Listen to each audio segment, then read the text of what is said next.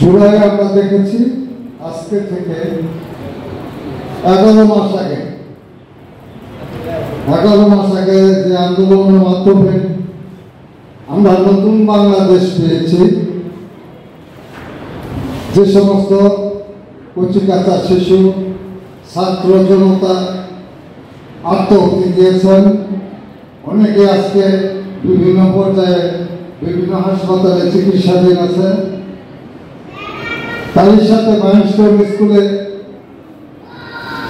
এই জুলাই মাসে কতগুলো শিশু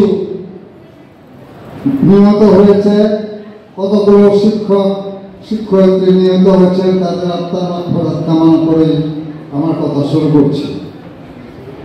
আমরা মনে করি জুলাই যে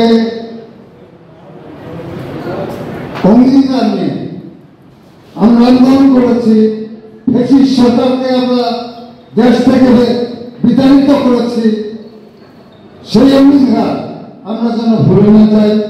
আমাদের প্রত্যেকে সেই শপথ নেওয়া উচিত।